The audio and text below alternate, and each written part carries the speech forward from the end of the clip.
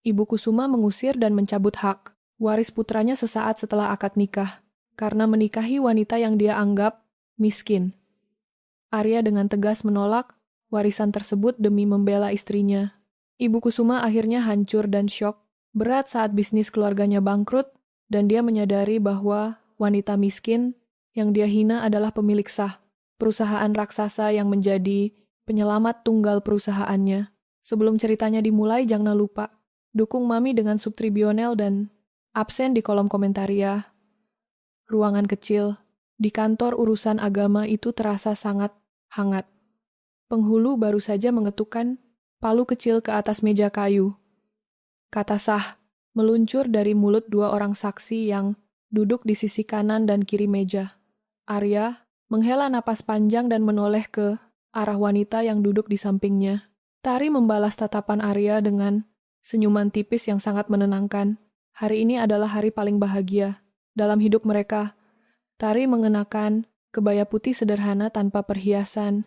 Rambutnya hanya diikat rapi ke belakang. Arya sendiri hanya mengenakan kemeja putih berlengan panjang, celana bahan hitam, dan peci hitam. Tidak ada dekorasi bunga yang mahal, karpet merah, muda, atau kursi berlapis emas di ruangan itu. Pernikahan ini dilangsungkan secara diam-diam, sangat sederhana dan jauh dari standar kemewahan keluarga besar Arya. Penghulu menyodorkan dokumen pernikahan dan menyerahkan buku nikah kepada Arya dan Tari. Mereka berdua menandatangani berkas tersebut dan menerima buku bersampul hijau serta koklat itu dengan rasa syukur yang sangat mendalam. Arya memegang tangan Tari dengan erat. Arya merasa hidupnya kini sudah lengkap, meskipun dia harus mengambil keputusan besar untuk menikah tanpa restu dari ibunya. Tari menyentuh punggung tangan Arya untuk memberikan ketenangan batin. Mereka berdua bersiap untuk berdiri dan mengucapkan terima kasih kepada penghulu serta saksi. Tiba-tiba terdengar suara langkah kaki yang sangat terburu-buru dari lorong luar. Suara bantingan pintu yang sangat keras memecah keheningan ruangan. Daun pintu terbuka lebar hingga membentur dinding tembok. Ibu Kusuma berdiri di ambang pintu dengan wajah merah padam karena amarah. Matanya menatap tajam dan langsung tertuju ke arah Arya dan Tari. Ibu Kusuma mengenakan gaun sutra mahal berwarna merah gelap. Perhiasan emas murni terlihat sangat mencolok di leher, telinga, serta kedua pergelangan tangannya. Dua orang pria berbadan besar yang merupakan penjaga keamanan pribadinya berdiri dengan sigap tepat di belakangnya. Kehadiran Ibu Kusuma membuat suasana di dalam ruangan itu mendadak menjadi sangat tegang. Penghulu dan kedua saksi terkejut dan langsung terdiam melihat kedatangan wanita tersebut. Langkah sepatu hak tinggi Ibu Kusuma berbunyi nyaring di lantai keramik. Saat dia berjalan cepat mendekati meja akad, Arya langsung merespon situasi tersebut. Dia berdiri dengan cepat dan menempatkan tubuhnya di depan Tari. Arya tahu betul sifat keras ibunya dan dia tidak akan membiarkan ibunya menyentuh atau menyakiti istrinya. Ibu Kusuma berhenti tepat 1 meter di depan Arya. Dia tidak mempedulikan orang-orang lain yang ada di ruangan itu. Jari telunjuk tangan kanannya terangkat lurus ke arah wajah Tari yang masih duduk tenang di kursinya. Karena kamu pilih nikahi wanita miskin ini, kau tak akan dapat warisan. Suara Ibu Kusuma terdengar sangat keras, tajam dan bergema di seluruh ruangan kantor urusan agama tersebut. Arya membalas tatapan ibunya dengan berani. Arya tidak menundukkan kepalanya sama sekali. Dia berdiri tegak sebagai seorang laki-laki yang melindungi keluarganya. Ibu Kusuma kembali meninggikan suaranya. Kamu benar-benar anak yang tidak tahu diuntung. Aku sudah membesarkanmu dengan fasilitas terbaik. Aku sudah menyiapkan calon istri dari keluarga pengusaha terhormat untukmu. Aku sudah merencanakan masa depan yang cerah untuk perusahaan keluarga kita. Tetapi kamu malah memilih perempuan rendahan dari panti asuhan yang tidak punya asal-usul. Jelas ini. Perempuan ini pasti hanya mengincar harta keluarga kita. Dia ingin mengubah nasib miskinnya dengan cara licik menjebak anak tunggalku. Tari berdiri dari kursinya dan melangkah maju. Untuk berdiri tepat di samping Arya, wajah Tari tetap tenang dan terkendali. Tari tidak menunjukkan ekspresi, ketakutan, atau kemarahan meskipun kata-kata Ibu Kusuma sangat merendahkan martabatnya sebagai seorang manusia. Tari memilih diam dan menahan diri karena dia tahu ini adalah perdebatan antara seorang anak laki-laki dan ibu kandungnya. Kami tidak butuh semua itu, Bu. Jawab Arya dengan suara yang sangat tegas, lugas, dan jelas tanpa keraguan. Ibu Kusuma terkejut mendengar bantahan, langsung dari anaknya. Matanya semakin melebar karena dia tidak terbiasa menerima penolakan dari siapapun, apalagi dari anak kandungnya sendiri. Arya segera melanjutkan ucapannya dengan nada bicara yang stabil. Aku menikahi Tari karena aku tulus kepadanya, bukan karena urusan kesepakatan bisnis atau status sosial di mata kolega ibu. Aku sudah dewasa dan aku memiliki hak penuh untuk menentukan jalan hidupku sendiri. Ibu selalu mengatur setiap detail hidupku sejak aku masih kecil. Ibu menentukan di mana aku sekolah, apa jurusanku, di mana aku bekerja, bahkan dengan siapa aku boleh berteman. Tetapi, untuk urusan pernikahan dan memilih pasangan hidup, aku sama sekali tidak akan membiarkan ibu ikut campur. Ibu, Kusuma tertawa meremehkan dengan suara yang melengking. Dia menyilangkan kedua tangannya di depan dada untuk menunjukkan otoritasnya. Kamu bicara tentang omong kosong, keputusanmu tidak akan bisa memberimu makan 3 kali sehari. Kamu pikir kamu bisa hidup bertahan di kota besar ini tanpa uang dari keluarga kita? Semua pakaian bermerek yang kamu pakai saat ini, mobil mewah yang kamu kendarai ke sini, dan unit apartemen tempat kamu tinggal adalah milikku. Jika kamu tetap bersih, keras mempertahankan perempuan ini, kamu harus keluar dari keluarga ini dan meninggalkan rumahku sekarang juga tanpa membawa satu barang pun. Arya tidak ragu atau berpikir panjang. Dia segera memasukkan tangan kanannya ke dalam saku celana. Arya mengeluarkan kunci mobil mewah buatan Eropa yang selama ini dia gunakan setiap hari. Dia meletakkan kunci mobil itu di atas meja penghulu dengan suara denting yang cukup keras. Setelah itu, Arya mengeluarkan dompet kulit dari saku belakang celananya. Dia membuka dompet itu dan mencabut semua kartu kredit limit tinggi serta kartu debit premium atas nama perusahaan ibunya. Kartu-kartu plastik itu dilemparkan ke atas meja hingga berserakan. Terakhir, Arya melepaskan jam tangan mahal dari pergelangan tangan kirinya dan menaruhnya dengan kasar di samping kunci mobil. Ambil semuanya, Bu. Arya menatap lurus tepat ke kedua bola mata ibunya dengan penuh keyakinan. Aku sama sekali tidak butuh fasilitas dan uang dari ibu lagi. Aku akan membuktikan bahwa aku bisa menghidupi istriku dengan hasil keringat dan kedua tanganku sendiri. Mulai detik ini aku resmi keluar dari rumah keluarga dan aku melepas semua hak warisku atas perusahaan. Ibu Kusuma terdiam kaku. Dia benar-benar tidak menyangka Arya akan bertindak nekat sejauh ini hanya demi seorang wanita yang dia anggap miskin. Harga diri Ibu Kusuma merasa sangat rinjak dan hancur. Dia merasa dipermalukan secara telak di depan penghulu dan orang-orang asing yang ada di ruangan tersebut. Kamu pasti akan menyesal. Ibu Kusuma kembali menunjuk wajah Arya dengan penuh kemarahan. Aku pastikan kamu tidak akan pernah mendapatkan satuan pekerjaan di kota ini. Aku akan menggunakan semua kenalanku untuk memblokir semua jalanmu, mencari uang. Kamu akan kembali mengemis dan berlutut di depan pintu rumahku saat kamu kelaparan nanti. Dan untuk kamu, perempuan miskin perusak keluarga, Ibu Kusuma memutar lehernya dan mengalihkan pandangannya secara tajam kepada Tari. Aku akan memastikan hidupmu sangat menderita. Aku akan terus mengawasi kalian berdua sampai kalian hancur. Tari hanya menatap Ibu Kusuma dengan pandangan datar dan sangat dingin. Tidak ada setetes pun air mata atau raut kesedihan di wajah Tari. Tari menyimpan rapat sebuah rahasia yang sangat besar. Di balik penampilannya yang terlihat sederhana dan biasa saja itu. Ayo kita pergi dari sini. Tari, kita mulai hidup baru. Arya menggenggam telapak tangan istrinya. Arya memandu Tari berjalan melewati tubuh Ibu Kusuma. Mereka berjalan beriringan keluar dari ruangan tanpa menoleh ke belakang sama sekali.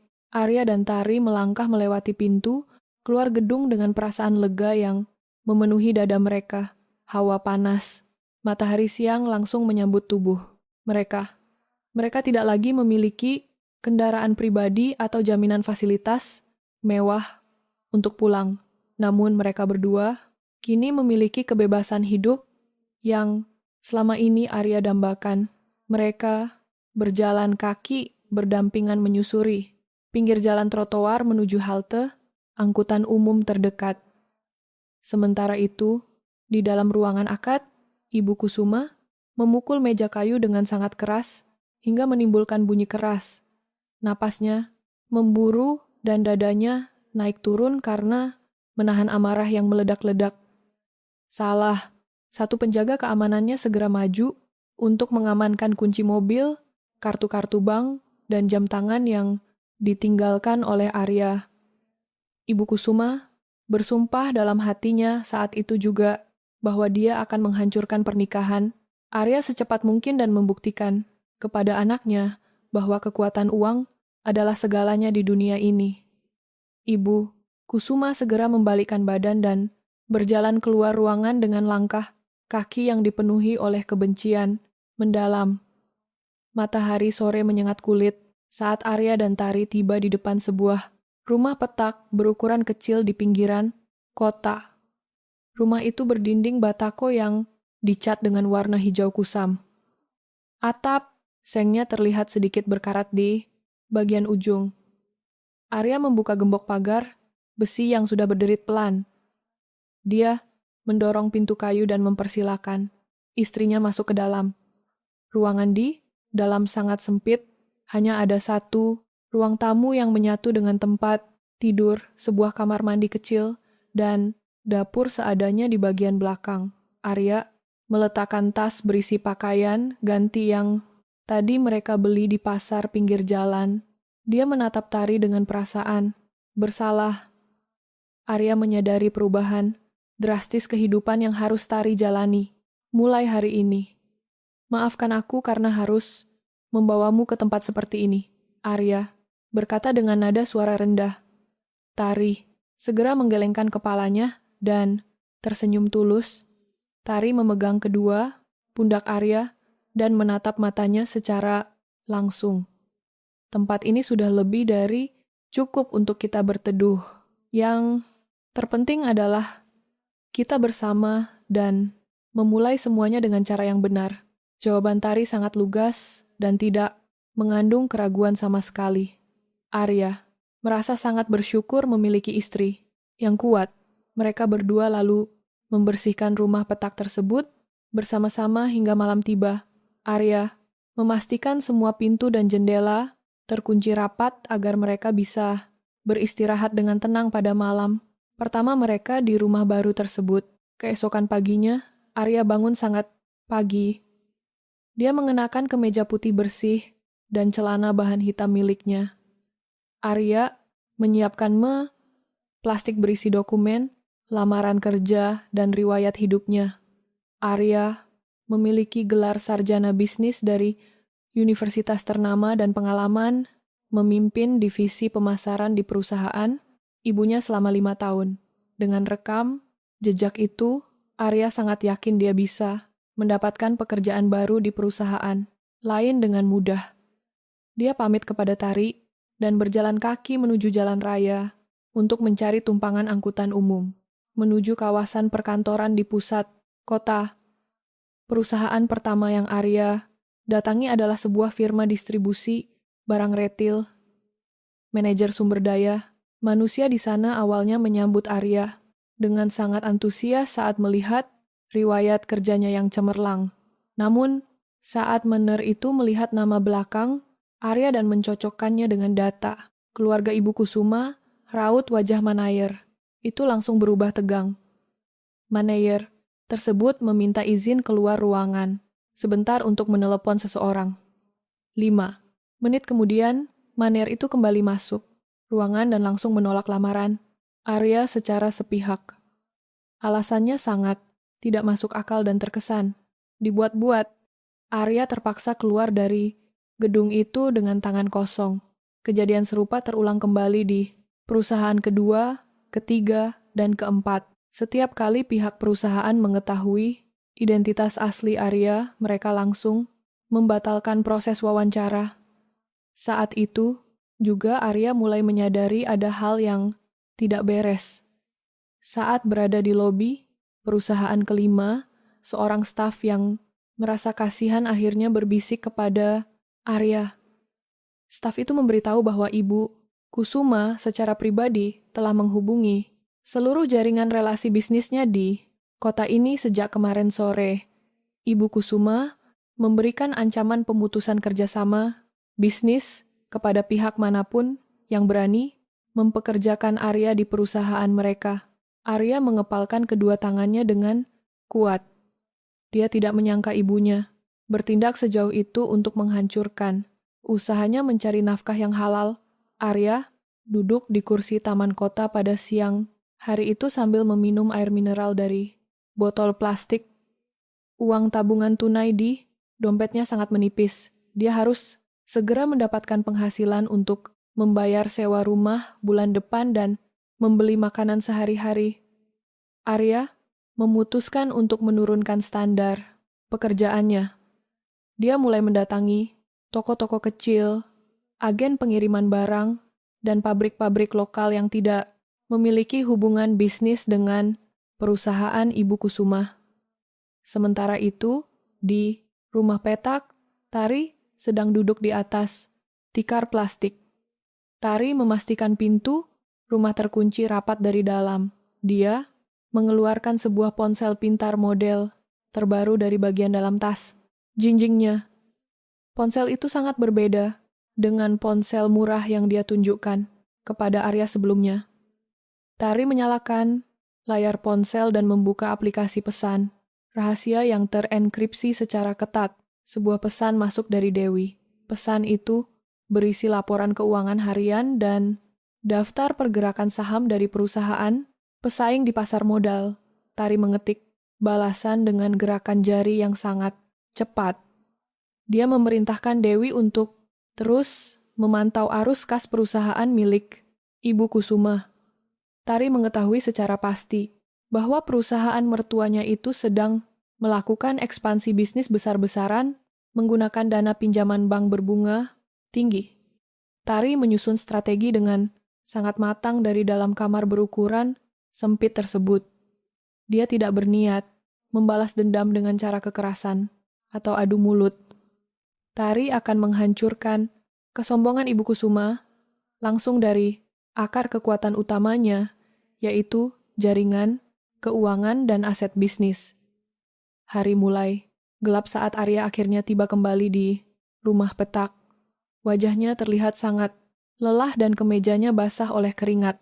Tari segera menyambut Arya di depan pintu dan membawakan segelas air putih, hangat. Arya meminum air tersebut hingga tandas lalu duduk bersandar di dinding. Arya menceritakan semua kejadian hari ini dengan jujur kepada Tari. Dia menceritakan bagaimana Ibu Kusuma memblokir semua akses pekerjaannya di perusahaan-perusahaan besar. Ibu terus berusaha menutup jalan kita. Arya berbicara dengan nada suara yang sedikit berat, tetapi aku tidak akan menyerah. Besok, aku akan mencoba melamar pekerjaan sebagai staf lapangan atau tenaga harian, lepas. Mereka biasanya tidak peduli dengan latar belakang keluarga atau campur tangan dari perusahaan besar. Tari mengusap lengan Arya dengan lembut untuk memberikan dukungan. Tari menjawab dengan suara pelan dan menenangkan.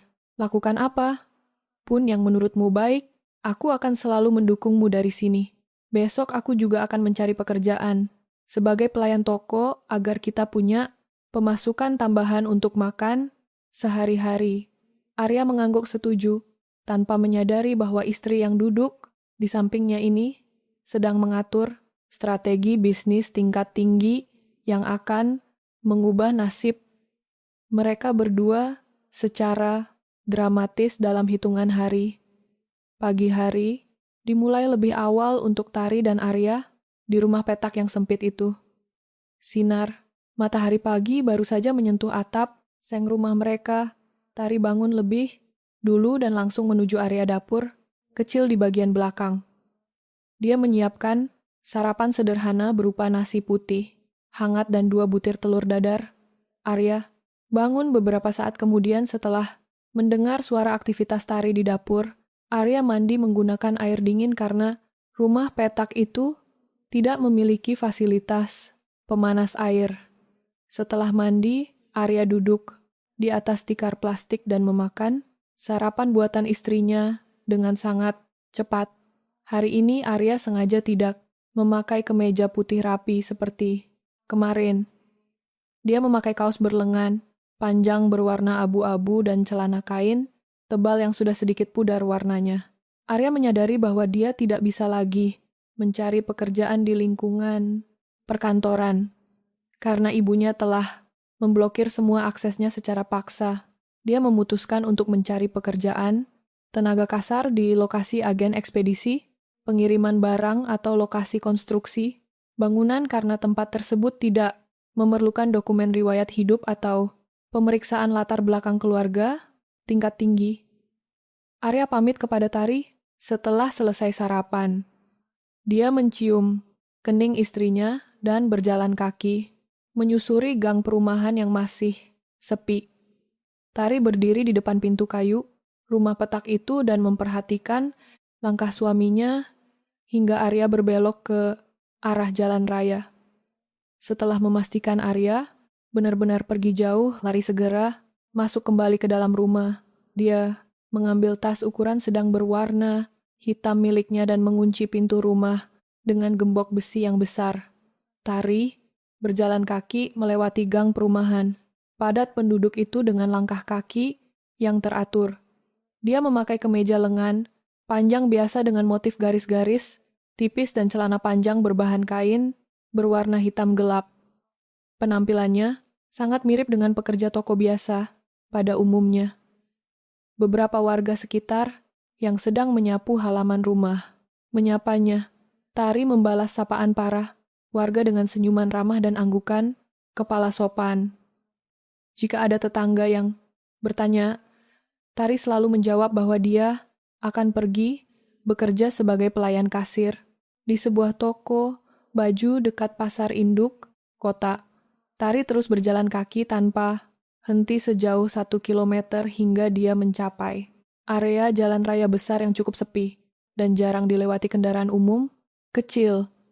Sebuah mobil mewah berwarna hitam mengkilap sudah berhenti menepi tepat di pinggir jalan aspal tersebut.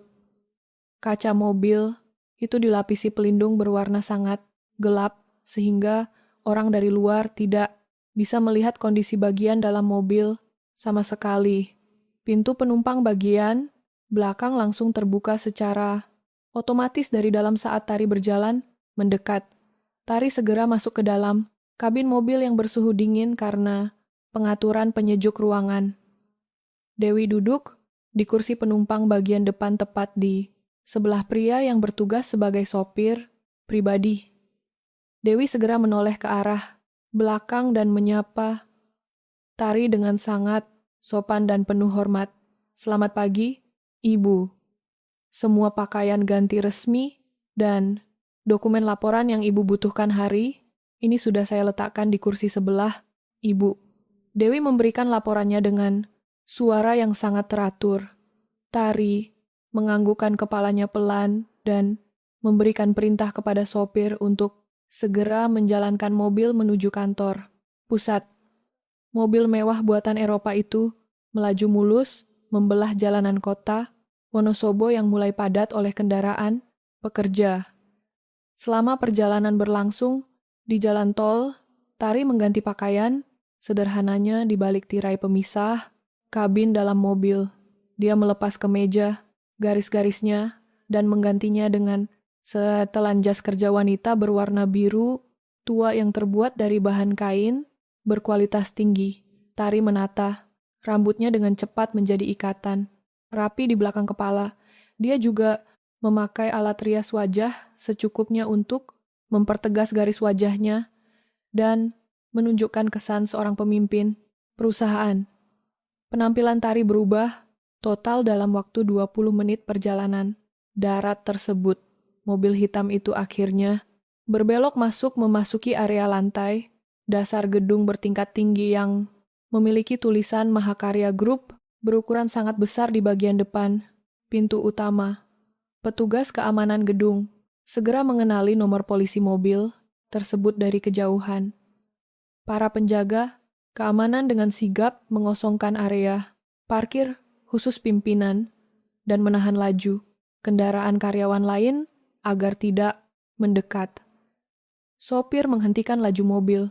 Tepat di depan lobi pintu masuk utama, seorang petugas penjaga pintu membukakan pintu mobil dari luar dengan posisi tubuh menunduk, tarik keluar dari kendaraan dengan langkah yang tegas dan postur tubuh sangat tegak. Dia berjalan cepat melintasi lobi utama dan langsung masuk menuju bilik lift khusus yang hanya bisa dioperasikan menggunakan kartu pindai identitas miliknya. Lift tersebut bergerak naik dengan kecepatan tinggi langsung ke lantai paling atas. Gedung tanpa berhenti di lantai-lantai bawah. Pintu lift terbuka dengan suara, tanda tujuan lantai telah tercapai. Tari melangkah keluar menuju ruangan direktur utama yang memiliki ukuran sangat luas. Ruangan tersebut diisi oleh perabotan, kayu solid, murni, dan kursi berbahan, kulit berkualitas tinggi. Sebuah meja kerja besar berada tepat di tengah. Ruangan menghadap kaca jendela tebal, berukuran penuh. Tari meletakkan tas, jinjingnya di atas lemari kecil dan langsung duduk di kursi kerja di balik meja besar tersebut. Dewi menyusul masuk ke dalam ruangan beberapa detik kemudian dengan membawa 5 buah map tebal berisi laporan keuangan terbaru dari tim analis data pasar. Dewi meletakkan semua map tersebut secara teratur tepat di tengah meja kerja Tari. Dewi mulai memberikan laporan data harian secara lisan dengan sangat runtut tanpa membuang waktu. Dewi memaparkan fakta bahwa perusahaan milik Ibu Kusuma saat ini sedang dalam kondisi kekurangan uang tunai karena terlalu memaksakan diri secara finansial untuk memenangkan tender proyek pembangunan wilayah. Untuk memenuhi syarat nominal uang jaminan tender tersebut, Ibu Kusuma dengan sengaja meminjam uang tunai dalam jumlah sangat besar dari 3 bank swasta. Dewi. Sekaligus, Dewi menekankan poin informasi penting bahwa tenggat waktu pembayaran bunga pinjaman pertama dan kewajiban pelunasan pokok utang tersebut akan jatuh secara bersamaan pada akhir bulan ini. Selain itu, Dewi juga menunjukkan bukti dokumen fisik bahwa arus kas harian perusahaan Ibu Kusuma sedang bermasalah karena banyak dana operasional yang belum cair dari proyek-proyek perumahan yang penjualannya menurun drastis. Tari membuka map-map tersebut dan membaca baris demi baris deretan angka di lembar laporan itu dengan ketelitian tinggi. Dia menghitung nilai aset dan menemukan kelemahan finansial fatal yang bisa dia serang saat ini juga. Tari menutup bagian depan map terakhir dan meletakkan kedua tangannya di atas permukaan meja. Tari memberikan perintah instruksi langsung kepada Dewi dengan suara datar, tetapi memiliki kekuatan keputusan yang mutlak. Hubungi bagian agen transaksi keuangan kita siang ini juga. Siapkan dana tunai dan beli seluruh bukti surat, utang perusahaan Ibu Kusuma dari ketiga bank swasta tersebut hari ini. Gunakan nama anak perusahaan investasi milik kita yang terdaftar di luar wilayah ini, agar pihak bank dan pihak Ibu Kusuma sama sekali tidak mengetahui siapa pembeli aslinya. Pastikan proses perpindahan hak tagih utang ini selesai secara legal dan sah secara hukum hitam di atas putih dalam waktu kurang dari 24 jam ke depan. Saya ingin menjadi satu-satunya pihak yang memiliki hak tagih atas semua utang perusahaan milik mertua saya. Dewi mencatat setiap kalimat instruksi Tari di buku catatan kecilnya dengan sangat cepat. Dewi sangat mengerti metode bisnis atasannya yang selalu bergerak sangat rahasia dari belakang layar, namun dipastikan selalu memberikan dampak rugian masif bagi lawan bisnis perusahaan mereka. Dewi mengakhiri laporannya dan meminta izin untuk keluar ruangan direktur utama agar dia bisa segera menjalankan perintah transaksi pembelian surat utang skala besar tersebut. Tari mengangguk setuju dan memberikan gestur tangan agar Dewi segera bekerja.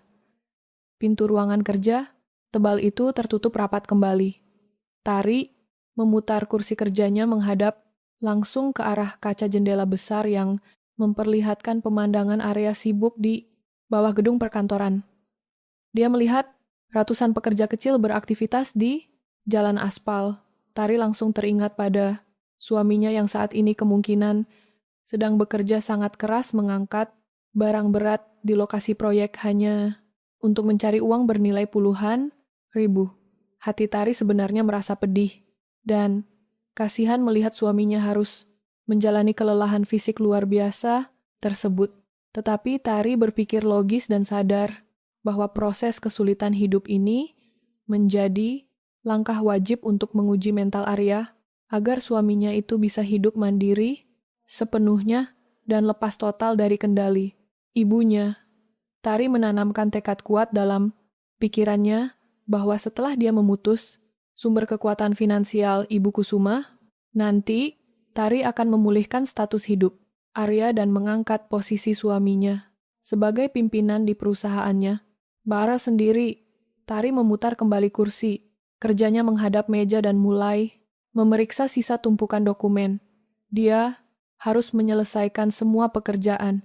Persetujuan berkas ini sebelum pukul ain sore agar dia bisa pulang dan tiba lebih awal di rumah petak sebelum Arya menyelesaikan pekerjaan kasarnya. Suasana siang hari di kawasan pergudangan logistik di pinggiran kota Wonosobo terasa sangat panas dan berdebu.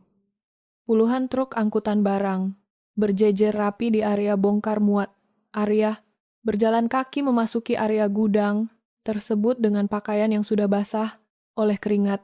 Dia menemui kepala cabang gudang yang bernama Haris.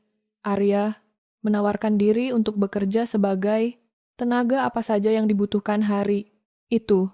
Haris kebetulan sedang kekurangan staf pencatat barang karena ada 2 orang pekerja yang absen. Haris menerima Arya untuk bekerja sebagai tenaga lepas harian dengan tugas mencatat barang, masuk dan mengangkat kotak-kotak kardus ke atas palet kayu. Arya tidak menolak pekerjaan kasar tersebut. Dia langsung mengambil papan jalan berisi kertas, manifest, dan mulai bekerja hari itu. Juga, Arya bekerja dengan sangat tekun.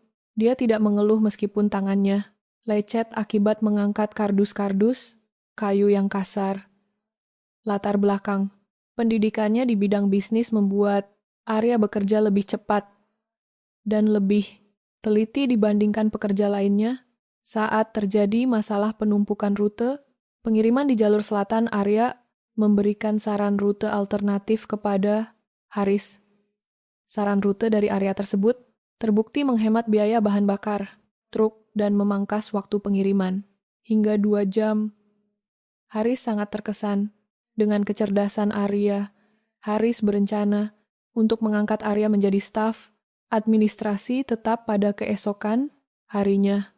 Namun tanpa sepengetahuan Arya, salah satu mandor gudang yang memiliki koneksi dengan keluarga Ibu Kusuma Diam-diam mengambil foto Arya saat sedang mengangkat barang. Mandor tersebut mengirimkan foto itu beserta lokasi, alamat gudang kepada asisten pribadi Ibu Kusuma. Pesan itu sampai ke ponsel Ibu Kusuma hanya dalam waktu 1 jam. Ibu Kusuma sedang duduk di ruang kerjanya saat menerima laporan tersebut, wajahnya langsung mengeras. Dia merasa sangat marah karena Arya ternyata masih bisa bertahan hidup dan mendapatkan pekerjaan meskipun sudah dia blokir dari semua perusahaan besar. Ibu Kusuma segera memerintahkan sopirnya untuk menyiapkan mobil. Dia akan turun tangan langsung untuk menghancurkan pekerjaan baru anaknya tersebut. 1 jam kemudian, mobil mewah Ibu Kusuma tiba di area gudang logistik. Kehadiran mobil mahal itu sangat mencolok di tengah debu dan truk-truk pengangkut. Ibu Kusuma turun dari mobil dengan pengawalan 2 orang penjaga keamanan. Dia berjalan masuk ke dalam area gudang tanpa mempedulikan tatapan heran para pekerja. Ibu Kusuma langsung menuju ke ruang kantor kecil tempat Haris berada. Haris sangat terkejut melihat kedatangan Ibu Kusuma. Perusahaan milik Ibu Kusuma adalah salah satu klien penyumbang pendapatan terbesar bagi perusahaan logistik tempat Haris bekerja.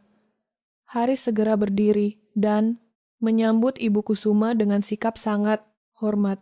Ibu Kusuma tidak membalas sapaan Haris. Dia langsung melempar selembar foto Arya ke atas meja kerja Haris. Ibu Kusuma memberikan ancaman yang sangat jelas dan tegas. Dia meminta Haris untuk memecat Arya saat itu juga. Jika Haris menolak, Ibu Kusuma akan memutus kontrak pengiriman seluruh barang perusahaannya dan memindahkan kontrak tersebut ke perusahaan logistik pesaing. Ancaman itu sangat mematikan bagi Haris. Pendapatan dari perusahaan Ibu Kusuma menyumbang 40% dari total target pendapatan cabang gudang tersebut. Jika kontrak itu hilang, Haris pasti akan dipecat oleh kantor pusatnya. Haris menundukkan kepalanya dalam-dalam. Dia tidak memiliki kekuatan untuk melawan perintah salah satu klien terbesarnya. Haris menyatakan persetujuannya untuk memberhentikan Arya hari ini juga demi menyelamatkan nasib ratusan pekerja gudang lainnya. Ibu Kusuma tersenyum, puas mendengar jawaban Haris. Dia merapikan letak tasnya dan berjalan keluar dari ruangan itu dengan perasaan menang. Ibu Kusuma sengaja berjalan melewati Arya yang sedang sibuk menyusun barang di sudut gudang. Ibu Kusuma memberikan tatapan meremehkan sebelum akhirnya masuk ke dalam mobil dan meninggalkan lokasi gudang tersebut. Beberapa menit setelah mobil Ibu Kusuma pergi, Haris memanggil Arya melalui pengeras suara untuk datang ke ruangannya. Arya meletakkan peralatannya dan masuk ke dalam ruangan Haris. Haris duduk di kursinya dengan raut wajah yang sangat berat dan penuh rasa bersalah. Haris menjelaskan situasi yang sebenarnya kepada Arya tanpa menutup-nutupi fakta. Haris menceritakan tentang ancaman pemutusan kontrak kerja, sama yang baru saja disampaikan oleh Ibu Kusuma. Haris meminta maaf secara langsung karena dia terpaksa harus memberhentikan Arya meskipun kinerja Arya sangat luar biasa bagus. Arya mendengarkan penjelasan Haris dengan tenang. Dia sama sekali tidak marah kepada Haris. Arya mengerti posisi sulit yang dihadapi oleh kepala cabang tersebut. Arya mengucapkan terima kasih karena Haris sudah memberinya kesempatan bekerja hari itu. Arya meminta izin untuk mengambil tasnya dan mengambil upah harian yang menjadi haknya sebelum dia pergi meninggalkan gudang. Arya membalikkan badan dan memegang ken pintu untuk keluar dari ruangan. Tepat pada detik itu, telepon kabel di atas meja Haris berdering dengan suara yang sangat keras. Haris mengangkat gagang telepon tersebut. Suara di ujung telepon adalah Dewi yang bertindak sebagai perwakilan resmi dari Mahakarya Group. Dewi Berbicara dengan intonasi formal dan sangat lugas, Dewi menyampaikan bahwa Mahakarya Group berencana untuk memberikan kontrak kerja sama distribusi logistik eksklusif senilai puluhan miliar rupiah kepada cabang gudang yang dipimpin oleh Haris. Nilai kontrak tersebut 10 kali lipat lebih besar dibandingkan total nilai kontrak gabungan dari semua klien yang dimiliki Haris saat ini, termasuk kontrak dari Ibu Kusuma. Haris hampir menjatuhkan gagang teleponnya karena terkejut mendengar tawaran nilai kontrak yang sangat fantastis tersebut. Haris belum sempat mengucapkan terima kasih saat Dewi melanjutkan kalimatnya dengan menyebutkan satu syarat mutlak yang tidak bisa ditawar. Dewi menegaskan bahwa seluruh kesepakatan kontrak kerja sama itu hanya akan ditandatangani jika Arya diangkat menjadi manajer operasional proyek tersebut mulai hari ini juga. Dewi menyatakan dengan jelas bahwa Mahakarya Group hanya mempercayai analisis rute pengiriman yang dibuat oleh Arya. Jika Arya tidak ada di perusahaan logistik tersebut, maka Mahakarya Group akan membatalkan tawaran itu secara sepihak. Dewi langsung menutup sambungan telepon setelah menyampaikan syaratnya. Haris meletakkan gagang telepon dengan tangan bergetar. Dia menatap Arya yang masih berdiri di dekat pintu. Haris segera berdiri dari kursinya dan berlari kecil menghampiri Arya. Haris menahan lengan Arya dan menariknya kembali ke dalam ruangan. Haris membatalkan keputusannya untuk memecat Arya saat itu juga. Haris menjelaskan isi pembicaraan telepon dari Mahakarya Group barusan. Haris langsung menawarkan posisi manajer operasional logistik kepada Arya dengan gaji dan fasilitas tingkat tinggi. Arya merasa sangat bingung dan tidak percaya dengan perubahan situasi yang sangat cepat itu. Arya tidak tahu sama sekali apa itu Mahakarya Group dan mengapa perusahaan besar itu memilih dirinya secara khusus. Namun Arya melihat ini sebagai peluang, jalan keluar. Arya menerima tawaran promosi jabatan tersebut dengan tegas. Pada sore harinya, asisten pribadi Ibu Kusuma kembali memberikan laporan terbaru di ruang kerja Ibu Kusuma. Asisten tersebut melaporkan bahwa Arya tidak jadi dipecat dari perusahaan logistik. Sebaliknya, Arya justru dipromosikan menjadi manajer operasional dan diberikan ruang kerja pribadi. Asisten itu juga melaporkan bahwa cabang logistik tersebut baru saja mendapatkan kontrak besar dari pihak lain, sehingga mereka berani mengabaikan ancaman pemutusan kontrak dari Ibu Kusuma. Ibu Kusuma memukul meja kerjanya dengan sangat keras. Rencananya untuk membuat Arya menderita dan berlutut meminta bantuan telah gagal total. Ibu Kusuma belum menyadari bahwa kegagalan sabotase ini hanyalah permulaan kecil dari badai. Kehancuran besar yang sudah disiapkan oleh menantunya sendiri dari balik meja. Pimpinan Mahakarya Group, Ibu Kusuma, duduk bersandar di kursi kulit ruang, kerjanya yang berada di lantai 15 gedung utama perusahaan. Rasa kesal akibat kegagalannya memecat Arya dari perusahaan logistik kemarin masih tersisa di pikirannya. Namun Ibu Kusuma harus segera mengalihkan fokusnya kembali kepada urusan bisnis utamanya. Perusahaannya saat ini sedang menangani sebuah mega proyek pembangunan kawasan, perumahan elit dan pusat perbelanjaan di pinggiran kota. Proyek ini membutuhkan aliran dana operasional yang sangat besar setiap harinya. Ibu Kusuma sangat mengandalkan kelancaran pasokan bahan baku bangunan agar target penyelesaian proyek tersebut tidak meleset dari jadwal yang telah ditentukan.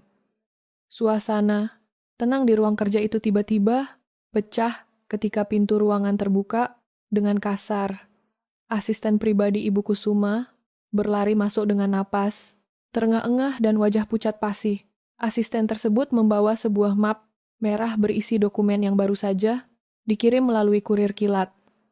Tanpa menunggu perintah, asisten itu meletakkan map merah tersebut tepat di Atas meja kerja Ibu Kusuma, asisten itu melaporkan bahwa perusahaan pemasok bahan bangunan utama baru saja membatalkan kontrak kerjasama secara sepihak pagi ini. Semua truk pengangkut semen, besi baja, dan material konstruksi lainnya yang seharusnya berangkat menuju lokasi proyek telah ditarik kembali ke pabrik oleh pihak pemasok. Ibu Kusuma segera berdiri dari kursinya. Dia membuka map merah itu dengan tangan gemetar dan membaca surat pemberitahuan pemutusan kontrak tersebut.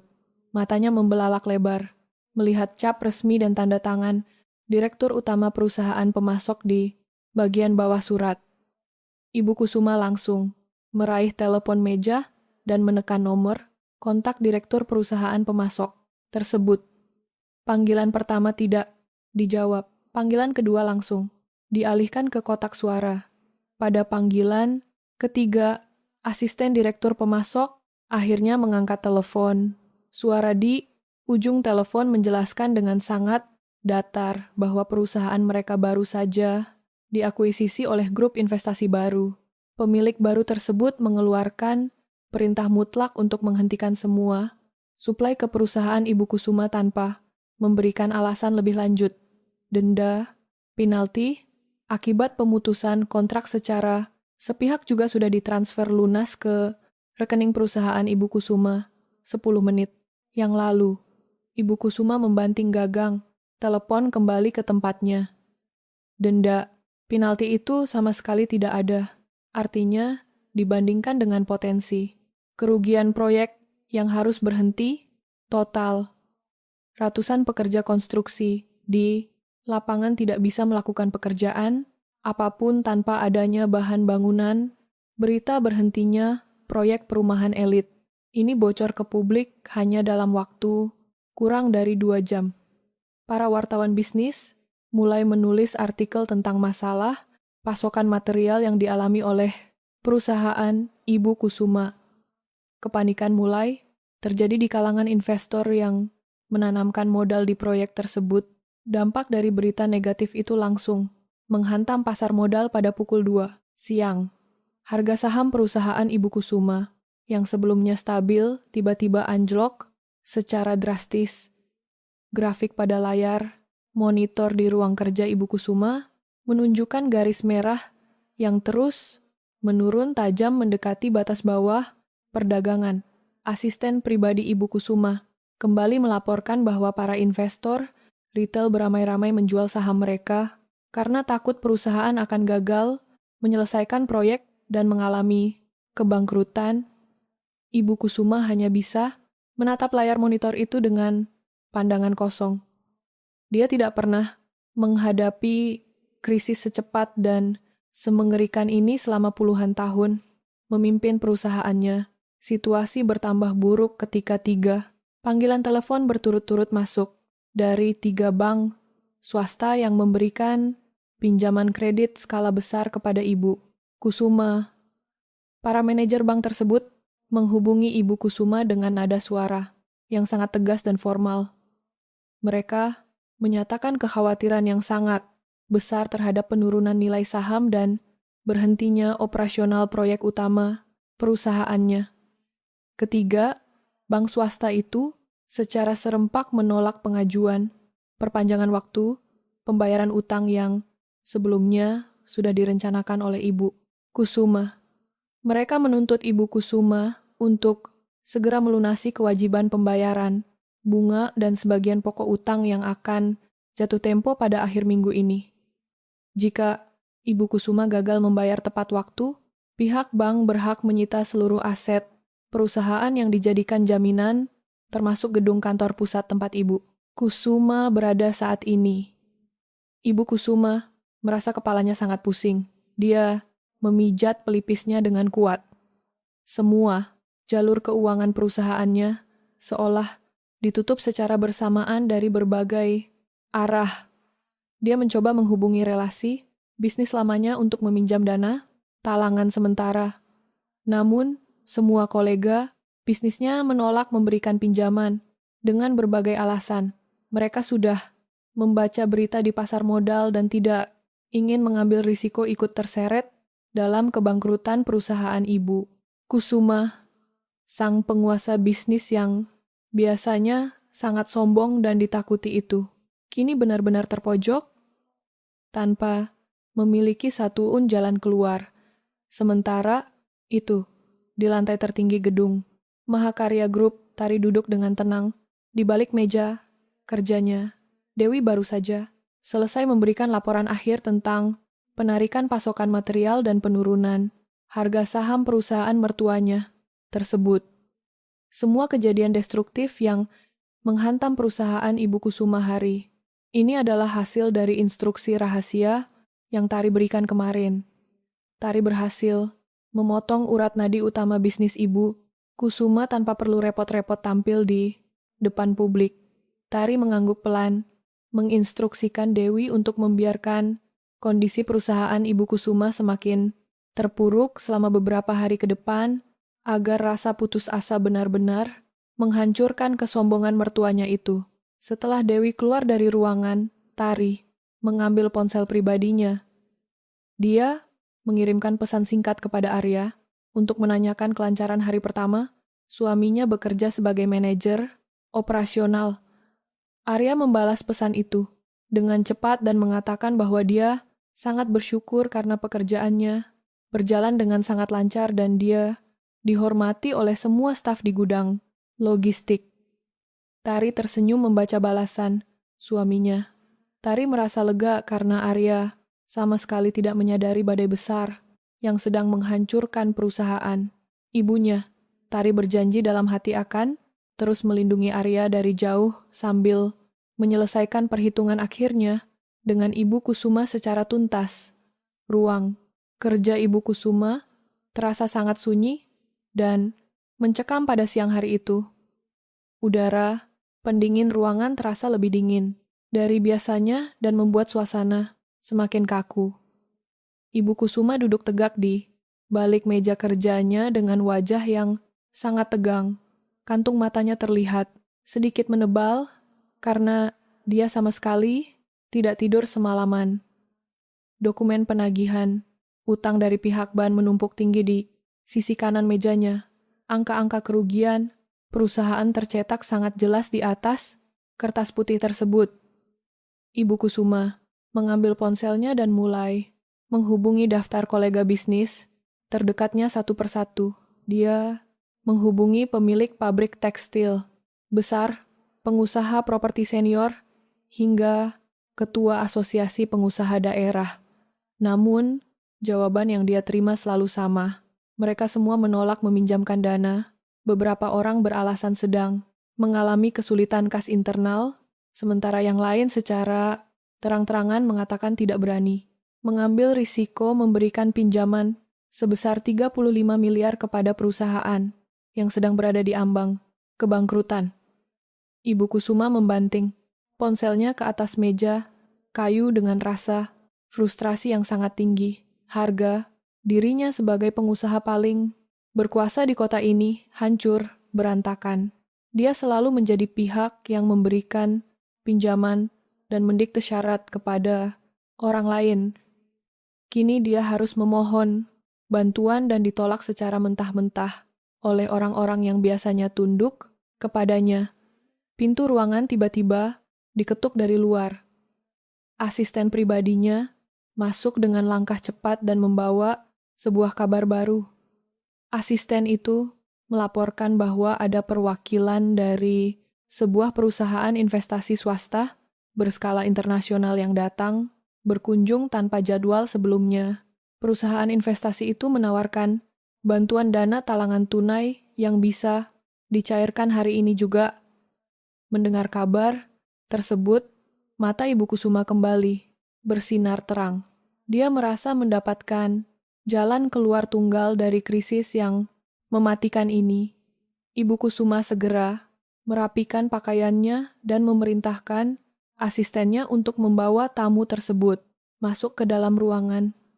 Beberapa menit kemudian, pintu ruangan terbuka kembali. Dewi melangkah masuk dengan setelan jas kerja yang sangat rapi dan formal. Dewi membawa tas kerja berbahan kulit hitam yang terlihat sangat eksklusif dan mahal.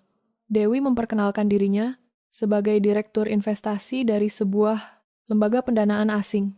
Dewi sama sekali tidak menyebutkan hubungannya dengan Mahakarya Group atau menyebut nama. Tari, penyamaran Dewi sangat sempurna, sehingga Ibu Kusuma sama sekali tidak menaruh kecurigaan.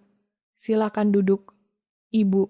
Kusuma menyambut Dewi dengan sikap yang sangat ramah, sebuah sikap hormat yang sangat jarang dia tunjukkan kepada orang, sehingga asing.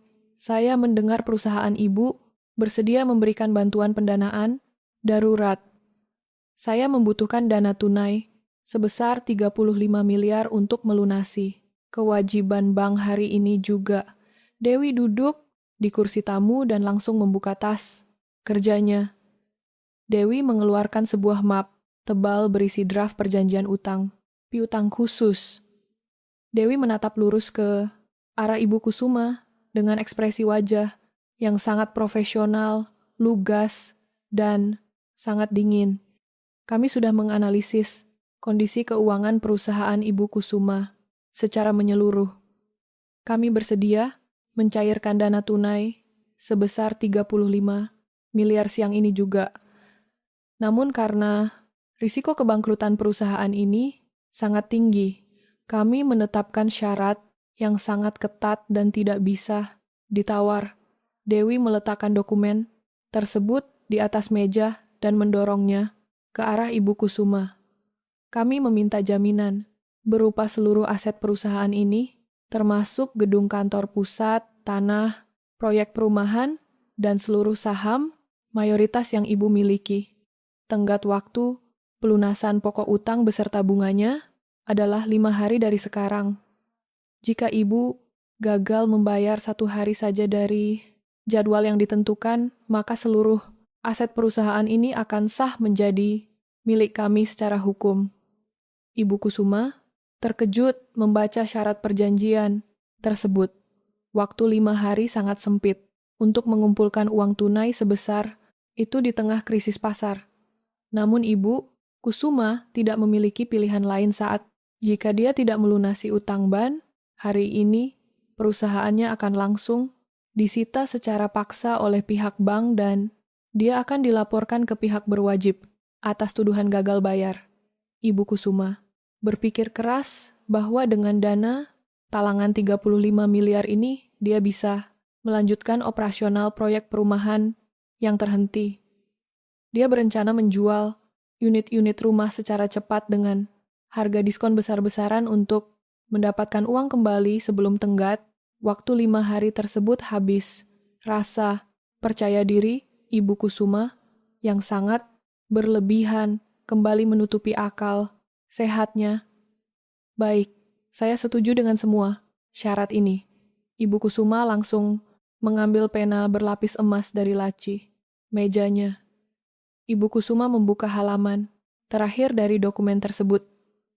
Dia sama sekali tidak membaca pasal-pasal kecil yang tertulis di halaman-halaman sebelumnya. Dia juga sama sekali tidak memperhatikan detail nama badan hukum yang berada di balik perusahaan investasi milik Dewi. Dengan tangan yang bergerak cepat, Ibu Kusuma menandatangani dokumen utang putang tersebut dan membubuhkan stempel resmi perusahaannya di atas meterai. Dewi segera mengambil kembali dokumen tersebut dan memeriksanya dengan ketelitian tinggi.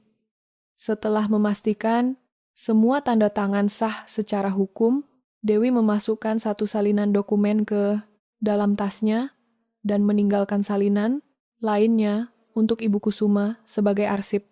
Dana segar sebesar 35 miliar akan masuk ke rekening perusahaan Ibu dalam waktu kurang dari 30 menit. Dewi berdiri dari kursinya. Ingat batas waktu Ibu, hanya 5 hari. Kami tidak menerima negosiasi perpanjangan waktu dengan alasan apapun. Setelah Dewi keluar dari ruangan, Ibu Kusuma langsung memanggil asisten pribadinya. Dia memerintahkan asistennya untuk bersiap melakukan pembayaran ketiga bank swasta segera Setelah dana talangan itu masuk ke rekening utama, Ibu Kusuma merasa sangat lega dan tersenyum puas di kursi kerjanya. Dia merasa telah berhasil menyelamatkan kerajaan bisnisnya dari ambang kehancuran telak. Ibu Kusuma sangat yakin dia bisa membalikkan keadaan dalam waktu 5 hari ke depan. Sementara itu, Dewi melangkah keluar dari gedung perusahaan Ibu Kusuma dengan tenang. Dewi masuk ke dalam mobilnya dan langsung menghubungi Tari melalui sambungan telepon khusus. Dewi melaporkan bahwa target telah masuk sepenuhnya ke dalam perangkap. Dokumen pengalihan aset telah ditandatangani secara sah oleh Ibu Kusuma. Tari yang berada di ruangan kantornya hanya tersenyum mendengarkan laporan tersebut. Tari meminta Dewi untuk mempersiapkan tim hukum terbaik perusahaan mereka.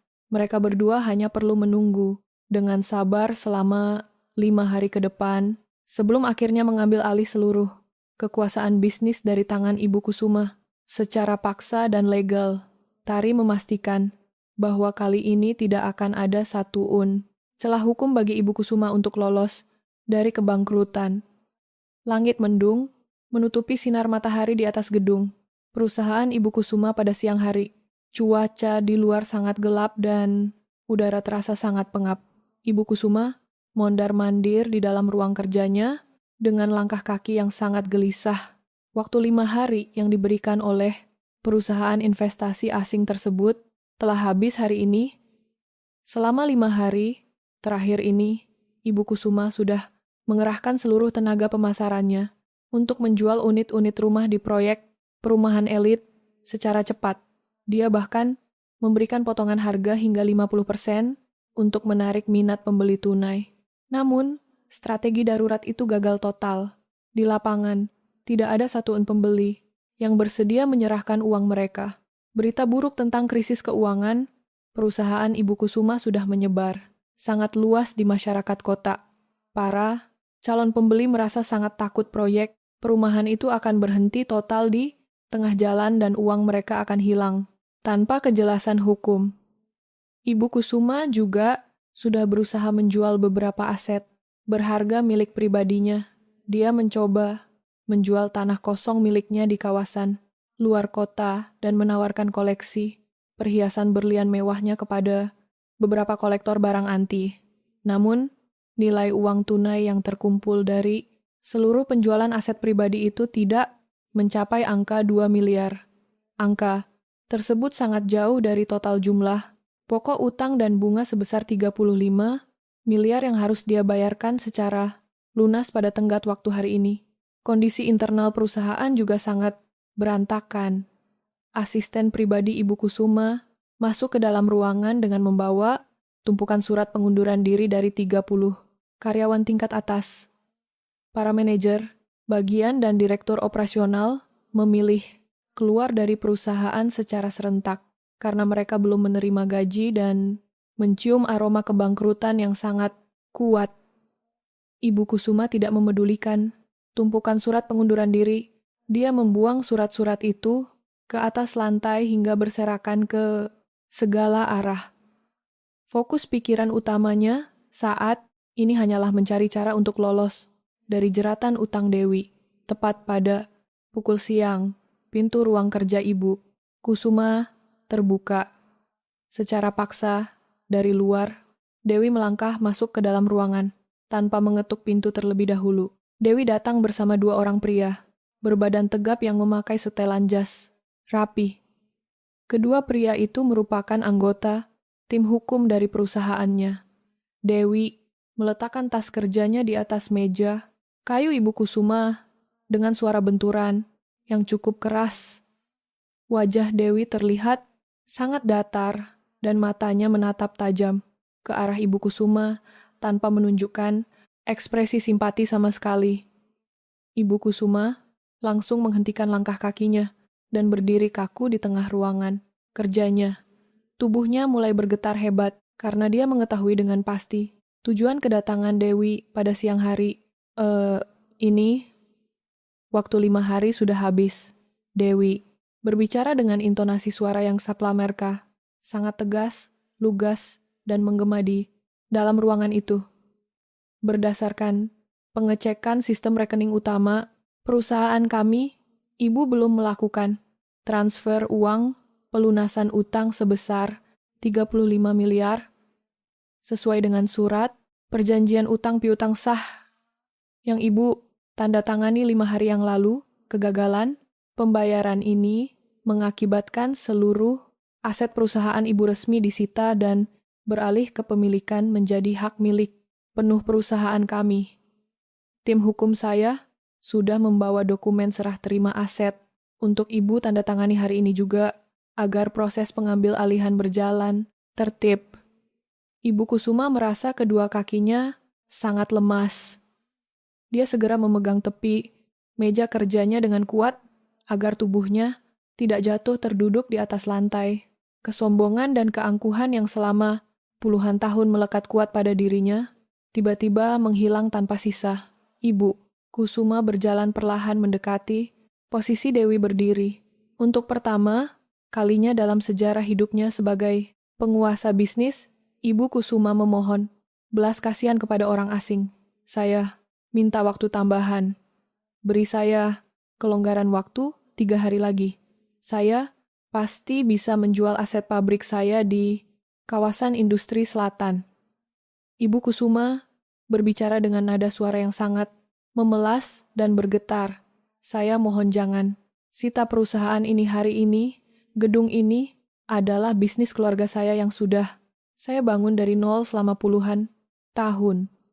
Saya bersedia membayar persentase bunga tambahan berapapun yang perusahaan kalian minta asalkan saya tidak diusir. Dewi menatap wajah Ibu Kusuma dengan pandangan yang sangat dingin dan tidak tergoyahkan. Dewi tidak memundurkan langkahnya 1 sentimeter pun saat Ibu Kusuma mencoba menyentuh ujung lengan jasnya. Perusahaan kami tidak mencampur adukan urusan bisnis dengan belas kasihan pribadi. Dewi memberikan jawaban tanpa keraguan sama sekali. Aturan tertulis di dalam dokumen kontrak sudah sangat jelas mengikat. Kami tidak menerima negosiasi tambahan waktu dengan alasan apapun. Semua aset Ibu sudah berpindah tangan secara legal hari ini juga. Surat-surat kepemilikan tanah, sertifikat gedung, dan seluruh dokumen kendaraan operasional sudah diblokir oleh pihak berwenang atas nama perusahaan kami.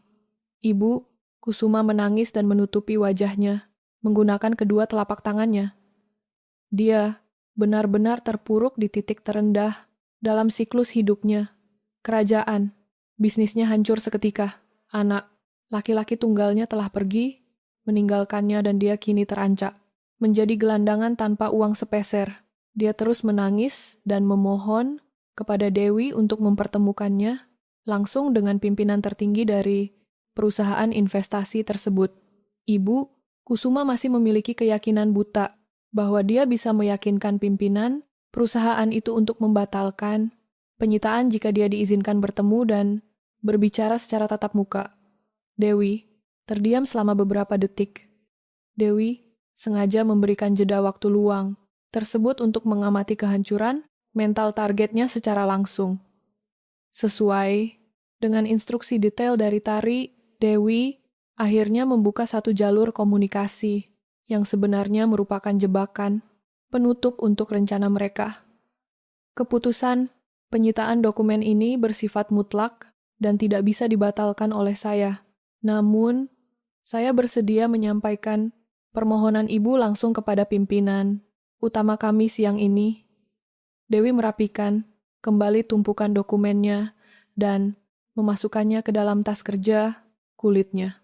Pimpinan utama kami akan memberikan keputusan akhir besok pagi secara langsung. Saya sudah mengatur jadwal pertemuan resmi untuk Ibu di ruang rapat utama lantai atas gedung Mahakarya Group pada pukul 10 pagi. Besok, pimpinan kami akan hadir langsung di sana untuk memberikan keputusan apakah Ibu akan diusir paksa dari gedung ini besok siang atau diberikan kelonggaran waktu pembayaran. Jangan sampai Ibu datang terlambat. Dewi membalikkan badannya dengan cepat dan berjalan keluar dari ruangan itu diikuti oleh tim hukumnya. Ibu Kusuma akhirnya kehilangan keseimbangan dan jatuh terduduk di atas karpet lantai ruang kerjanya. Dia menangis dengan suara keras meratapi kejatuhannya yang sangat menyakitkan ini. Sementara itu, pada sore harinya, Arya melangkah pulang menuju rumah petaknya dengan perasaan yang sangat gembira. Hari ini dia menerima pembayaran gaji pertamanya sebagai manajer operasional logistik, lengkap dengan bonus tunai tambahan, karena dia berhasil menyelesaikan masalah rute pengiriman. Arya membelikan makanan dari restoran. Enak untuk merayakan keberhasilan ini bersama Tari. Saat dia membuka gembok pintu rumah, Tari langsung menyambutnya dengan senyuman hangat. Arya meletakkan kotak makanan itu di atas tikar plastik dan langsung memeluk pundak istrinya. Erat, Arya bercerita panjang lebar tentang kesuksesan kerjanya hari ini. Dia juga berjanji akan segera mencari rumah kontrakan batu bata yang jauh lebih layak agar Tari tidak perlu lagi kepanasan tinggal di rumah petak ini. Tari mendengarkan seluruh cerita suaminya dengan penuh perhatian. Tari menyendokkan nasi hangat beserta lauk ke atas piring Arya dan meminta suaminya makan dengan tenang. Di dalam pikirannya, Tari merasa sangat bangga karena proses ujian kemandirian Arya berjalan dengan sangat sempurna. Suaminya kini telah terbukti menjadi pria mandiri yang pekerja keras dan tidak lagi hidup berlindung di bawah kekayaan ibunya. Tari menatap wajah Arya lekat-lekat. Tari sangat menyadari bahwa besok pagi adalah hari penyelesaian akhir dari semua konflik ini. Besok pagi, Tari akan membongkar seluruh rahasia identitas aslinya dan memberikan kejutan besar kepada suami serta mertuanya tersebut. Matahari pagi bersinar sangat terang menyinari kota Wonosobo. Ibu Kusuma sudah bangun sejak pukul 5 pagi di dalam kamar rumah mewahnya. Dia sama sekali tidak bisa tidur nyenyak semalaman. Pikirannya terus memikirkan nasib perusahaannya yang berada di ambang kehancuran. Hari ini adalah hari penentuan nasib bisnisnya. Dia harus menemui pimpinan tertinggi Mahakarya Group untuk memohon pembatalan penyitaan seluruh aset perusahaannya. Ibu Kusuma memanggil penata rias pribadinya untuk datang ke rumah pagi itu juga. Dia merias wajahnya dengan sangat tebal untuk menutupi kantung matanya yang hitam akibat kurang tidur. Ibu Kusuma memilih mengenakan gaun formal berwarna emas yang terbuat dari bahan kain sutra kualitas terbaik. Dia juga memakai kalung berlian besar dan cincin permata di jari-jarinya. Ibu Kusuma ingin tampil sangat sempurna dan menunjukkan kesan bahwa dia masih merupakan seorang pengusaha besar yang layak dihormati oleh siapapun. Ibu Kusuma berdiri lama di depan cermin besar kamarnya. Dia melatih postur tubuh dan senyumannya. Dia sangat yakin bahwa dengan penampilannya yang mewah ini, pimpinan Mahakarya Group akan merasa terkesan dan bersedia memberikan kelonggaran waktu pembayaran utang kepadanya. Kesombongan dan rasa percaya diri palsu di dalam dirinya kembali muncul, menutupi kenyataan bahwa dia sebenarnya tidak memiliki uang sepeser pun saat ini. Sebelum berangkat menuju gedung pertemuan, Ibu Kusuma memanggil kepala penjaga keamanannya. Pria berbadan besar itu berdiri tegap di depan Ibu Kusuma menunggu instruksi. Ibu Kusuma memberikan perintah yang sangat jelas dan bernada memaksa. Dia menyuruh kepala penjaga itu untuk membawa Arya ke gedung Mahakarya Group pagi ini juga. Ibu Kusuma memiliki rencana licik di dalam kepalanya. Dia ingin Arya melihat langsung bagaimana dia bernegosiasi dan berinteraksi dengan pimpinan perusahaan terbesar di kota ini. Ibu Kusuma ingin membuktikan kepada Arya bahwa kekuatan uang dan koneksi bisnis keluarga mereka masih sangat kuat. Dengan memamerkan kedudukannya nanti, Ibu Kusuma berharap Arya akan merasa menyesal, menyadari kesalahannya dan bersedia menceraikan Tari saat itu juga untuk kembali ke pangkuan keluarga. Ibu Kusuma menyerahkan secari kertas berisi alamat gudang logistik tempat Arya bekerja kepada penjaga keamanannya. Dia memerintahkan penjaganya untuk membawa Arya menggunakan cara apapun tanpa menerima alasan penolakan. Di tempat lain, Arya baru saja tiba di kawasan gudang logistik tempatnya bekerja. Dia langsung masuk ruang kerjanya dan mulai memeriksa jadwal rute pengiriman barang untuk hari ini. Arya bekerja dengan sangat teliti dan fokus. Tiba-tiba pintu ruang kerjanya terbuka tanpa ada ketukan. Terlebih dahulu, 2 orang penjaga keamanan berbadan besar yang berpakaian serba hitam masuk ke dalam ruangan. Arya langsung mengenali kedua pria itu sebagai penjaga keamanan pribadi ibunya. Salah satu penjaga itu berbicara dengan nada suara yang tegas. Penjaga itu menyampaikan instruksi dari Ibu Kusuma bahwa Arya harus segera ikut bersama mereka menuju gedung Mahakarya Group sekarang juga. Arya mengerutkan keningnya karena merasa sangat heran. Dia tidak mengerti mengapa ibunya menyuruhnya pergi ke gedung Mahakarya Group. Arya tahu betul bahwa Mahakarya Group adalah perusahaan pemberi kontrak besar ke gudang logistik ini yang secara khusus meminta posisinya sebagai manajer operasional dipertahankan. Arya pada awalnya ingin menolak perintah itu secara tegas. Namun Arya kemudian berpikir bahwa ini adalah momentum yang tepat untuk menyelesaikan semua urusan perselisihan dengan ibunya secara tuntas. Hari ini juga, Arya tidak ingin ibunya terus mengirim orang suruhan untuk mengganggu area tempat kerjanya. Arya segera mengambil ponselnya dan mengirim pesan singkat kepada Tari bahwa dia akan pergi menemui ibunya sebentar. Arya meletakkan dokumen kerjanya di atas meja. Dia berdiri dari kursinya dan berjalan mengikuti kedua penjaga keamanan tersebut keluar dari area gudang logistik menuju mobil yang sudah menunggu di luar gerbang. Mobil mewah yang membawa Ibu Kusuma tiba lebih dulu di lobi utama gedung Mahakarya Group. Ibu Kusuma turun dari mobil dengan langkah kaki yang sangat teratur dan percaya diri. Dia mendongakkan kepalanya ke atas untuk melihat betapa tingginya gedung perkantoran pusat tersebut. Gedung ini jauh lebih besar, lebih tinggi, dan lebih mewah dibandingkan dengan gedung kantor perusahaannya sendiri. Ibu Kusuma melangkah masuk ke dalam lobi utama gedung. Udara dingin dari mesin pendingin ruangan langsung mengenai kulitnya. Lantai marmer yang mengkilap, bersih dan dekorasi interior yang sangat mahal membuat Ibu Kusuma merasa sedikit gugup di dalam hatinya, namun dia segera menutupi kegugupannya itu dengan membusungkan dada dan memasang wajah sombong andalannya. Dia berjalan lurus menuju meja resepsionis dan menyebutkan identitas namanya. Petugas resepsionis itu memeriksa jadwal pada layar komputer dan membenarkan bahwa Ibu Kusuma memiliki jadwal pertemuan khusus pagi ini.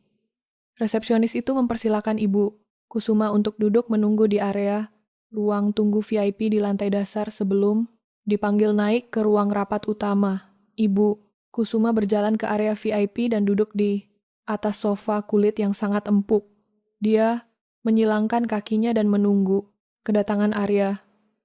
30 menit kemudian, mobil yang membawa Arya tiba di pelataran depan gedung. Arya berjalan masuk ke dalam lobi gedung dengan hanya mengenakan kemeja kerja biasa berlengan pendek. Dia melihat ibunya sedang duduk di sofa ruang tunggu VIP. Arya berjalan mendekati arah ibunya dengan langkah yang sangat tenang dan raut wajah tanpa ekspresi. Ibu Kusuma langsung berdiri dari tempat duduknya saat melihat kedatangan anak laki-lakinya tersebut. Dia menata penampilan sederhana anaknya, dari ujung kepala sampai ujung kaki, dengan pandangan mata yang sangat merendahkan. Lihatlah penampilanmu sekarang, Arya. Ibu Kusuma memulai pembicaraan dengan nada suara yang sinis dan tajam. Kamu terlihat sangat kusam, seperti pekerja rendahan jalanan. Ibu, sengaja membawamu ke gedung megah ini agar kamu membuka matamu lebar-lebar. Hari ini ibu akan mengadakan pertemuan bisnis penting tingkat tinggi dengan pimpinan utama Mahakarya Group. Ibu akan membuktikan kepadamu secara langsung bahwa koneksi dan kekuatan uang keluarga kita sama sekali belum hancur. Arya membalas tatapan tajam ibunya dengan wajah sangat datar. Arya sama sekali tidak terpancing oleh kata-kata kasar ibunya tersebut. Dia menjawab dengan suara yang pelan namun sangat tegas. Apa sebenarnya tujuan ibu menyuruh orang menyeretku ke tempat ini? Aku memiliki banyak pekerjaan penting yang harus diselesaikan di gudang logistik, Ibu. Kusuma tersenyum miring dan melipat kedua tangannya di depan dada. Tujuan, Ibu sangat jelas. Ibu ingin kamu melihat langsung kehebatan dan kekuasaan Ibu. Setelah pertemuan bisnis ini selesai, dengan kemenangan Ibu, Ibu ingin kamu menceraikan perempuan miskin itu hari ini juga. Tinggalkan Tari dan kembalilah pulang ke rumah kita. Jika kamu bersedia, meninggalkan perempuan tidak berguna itu. Sekarang, Ibu berjanji akan memaafkan semua kesalahan fatalmu dan mengembalikan seluruh kunci mobil mewah, serta akses apartemen milikmu. Arya segera menggelengkan kepalanya dengan cepat. Keputusanku sudah bulat dan final, Bu. Aku tidak akan pernah meninggalkan Tari sampai kapan. Semua, harta, uang, dan fasilitas mewah Ibu sama sekali tidak ada artinya bagiku jika aku harus mengorbankan kebahagiaan istriku. Aku setuju datang ke sini hanya untuk menegaskan bahwa Ibu harus segera berhenti mencampuri urusan hidupku. Ibu, Kusuma mendengus sangat kesal mendengar penolakan keras dari Arya. Dia baru saja hendak membalas ucapan Arya dengan nada yang lebih tinggi untuk memarahinya. Namun secara tiba-tiba seorang staf wanita berpakaian formal berjalan menghampiri mereka berdua. Staf tersebut menundukkan badannya dengan sopan. Staf itu memberitahukan secara lugas bahwa pimpinan Mahakarya Group sudah bersiap di dalam ruang rapat utama lantai atas. Staf itu mempersilakan Ibu Kusuma dan Arya untuk segera naik ke atas menggunakan akses lift khusus VIP. Ibu Kusuma segera merapikan gaun emasnya. Dia berjalan mendahului Arya menuju arah lift dengan sikap yang sangat angkuh dan kepala tegak. Arya mengikuti langkah ibunya dari arah belakang dengan perasaan sangat penasaran. Arya ingin tahu siapa sebenarnya sosok pimpinan perusahaan raksasa ini yang secara misterius telah membantunya mendapatkan pekerjaan dengan gaji tinggi. Mereka berdua melangkah masuk ke dalam bilik lift khusus yang perlahan bergerak naik dan membawa mereka menuju puncak fakta yang sesungguhnya. Pintu lift khusus VIP terbuka tanpa suara di lantai paling atas gedung Mahakarya Group. Ibu Kusuma melangkah keluar terlebih dahulu dengan dagu terangkat tinggi. Arya mengikuti dari belakang dengan langkah tenang. Lorong di lantai ini sangat luas dan dilapisi karpet tebal berwarna merah. Gelap, tidak ada suara kebisingan. Aktivitas karyawan di lantai ini hanya ada beberapa staf keamanan berjas hitam yang berdiri berjaga di setiap sudut lorong. Ibu Kusuma merasa sangat bangga bisa menginjakkan kaki di lantai eksekutif ini.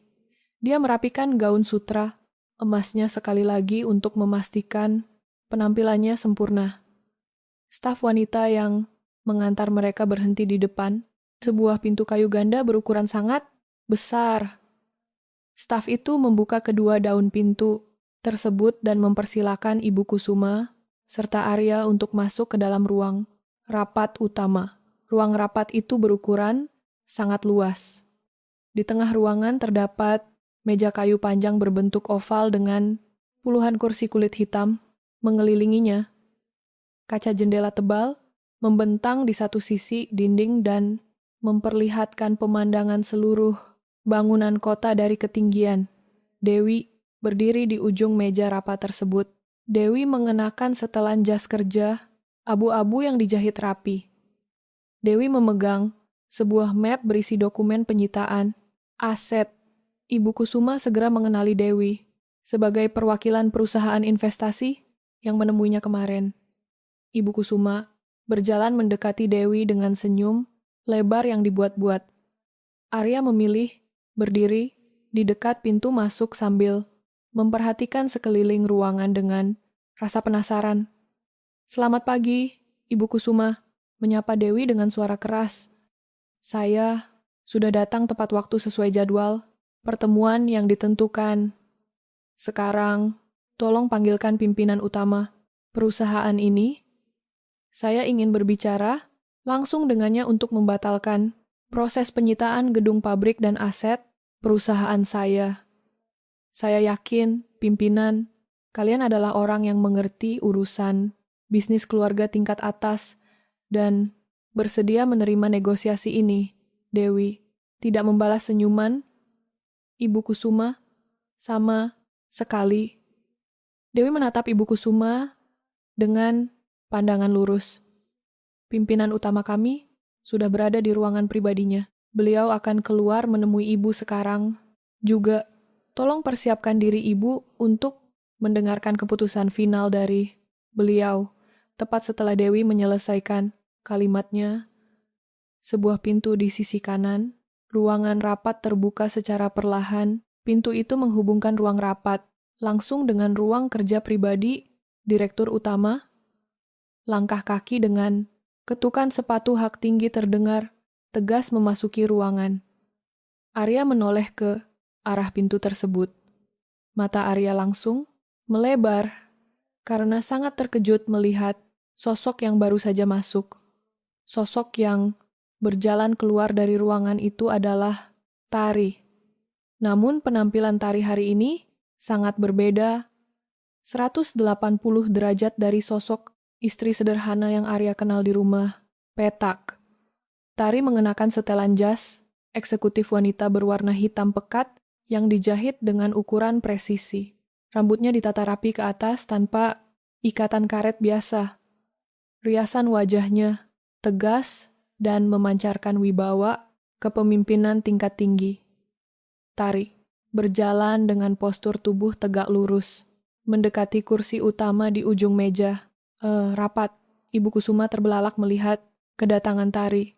Wajahnya langsung memerah karena amarah yang memuncak. Seketika, kesombongannya merasa sangat terhina melihat wanita yang dia anggap miskin berani berkeliaran di dalam gedung mewah ini. Ibu Kusuma kehilangan kendali atas emosinya. Dia menunjuk wajah Tari dengan jari telunjuk tangan kanannya. "Kenapa perempuan miskin ini ada di sini?" Ibu Kusuma berteriak dengan suara melengking keras.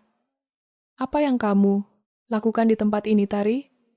Apa kamu bekerja sebagai pelayan kebersihan di gedung ini dan salah masuk ruangan? Berani sekali kamu masuk ke ruang rapat VIP. Keluar dari sini sekarang juga, sebelum saya memanggil petugas keamanan untuk menyeret tubuhmu. Ini adalah tempat pertemuan para petinggi bisnis besar, bukan tempat untuk orang jalanan seperti kamu." Tari sama sekali tidak terpengaruh oleh teriakan Ibu Kusuma. Tari berdiri di depan kursi utama dengan ekspresi wajah yang sangat tenang dan dingin. Tari memilih untuk diam dan menatap mertuanya secara langsung. Dewi segera mengambil langkah maju untuk berdiri tepat di sebelah Tari. Dewi menatap tajam ke arah Ibu Kusuma dan berbicara dengan volume suara yang sangat tegas untuk memotong teriakan wanita tua tersebut. "Jaga nada bicara, Ibu." Dewi memberikan peringatan keras tanpa keraguan. Orang yang Ibu sebut sebagai pelayan kebersihan ini adalah Ibu Tari. Beliau adalah pemilik sah, sekaligus pemegang saham tunggal dari Mahakarya Group. Beliau adalah pimpinan utama perusahaan investasi yang memberikan dana talangan darurat sebesar 35 miliar kepada perusahaan Ibu 5 hari yang lalu. Suasana di dalam ruang rapat itu mendadak menjadi sangat sunyi. Ibu Kusuma menurunkan tangan kanannya secara perlahan. Dia menatap Dewi dan Tarian dengan mulut sedikit terbuka. Tubuh Ibu Kusuma menegang kaku seketika. Dia menolak mempercayai fakta yang baru saja diucapkan oleh Dewi. Otaknya tidak bisa memproses informasi tersebut secara logis. Itu sama sekali tidak mungkin. Ibu Kusuma menggelengkan kepalanya dengan cepat. Kalian pasti sedang bersekongkol untuk berbohong. Perempuan ini berasal dari panti asuhan. Dia tidak punya harta warisan apapun. Dia tinggal di rumah petak yang sempit di pinggiran kota. Bagaimana mungkin dia menjadi pemilik perusahaan raksasa ini? Ini pasti rencana penipuan identitas. Dewi membuka map yang dia pegang dan menunjukkan isi dokumen legal di dalamnya ke arah Ibu Kusuma. Ini adalah kenyataan hukum yang 100% sah. Ibu Tari memang sengaja menyembunyikan identitas aslinya selama ini dari perhatian Intublik. Seluruh instruksi untuk membeli surat utang perusahaan ibu dari 3 bank swasta adalah perintah langsung dari Ibu Tari. Keputusan untuk menyita seluruh aset bangunan, pabrik tekstil, dan gedung perusahaan ibu hari ini juga merupakan keputusan mutlak dari Ibu Tari. Perusahaan ibu sudah resmi bangkrut dan seluruh asetnya kini menjadi hak milik penuh Mahakarya Group di bawah kendali mutlak Ibu Tari. Tari akhirnya membuka suara. Suaranya terdengar sangat tenang, namun membawa tekanan yang sangat berat bagi Ibu Kusuma. Semua yang Dewi katakan adalah fakta. Bu Tari menatap lurus ke arah mata Ibu Kusuma. Ibu sangat membanggakan harta dan kekuasaan Ibu saat Ibu mengusir kami di hari pernikahan. Ibu menggunakan kekuatan koneksi uang Ibu untuk memblokir semua jalan. Arya mencari pekerjaan. Ibu berpikir Ibu bisa mengatur hidup semua orang dan membeli harga diri manusia dengan uang. Sekarang Ibu bisa melihat kondisi yang sebenarnya. Harta yang Ibu sombongkan itu sama sekali tidak berguna di tempat ini. Perusahaan Ibu sudah hancur lebur karena keserakahan dan kesombongan Ibu.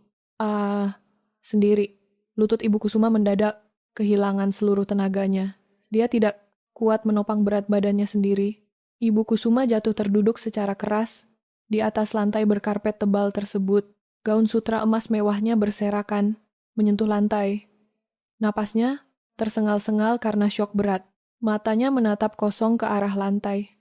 Ruangan. Dia baru menyadari sepenuhnya bahwa selama ini dia telah menghina dan menantang satu-satunya orang yang memegang kendali atas nasib hidupnya.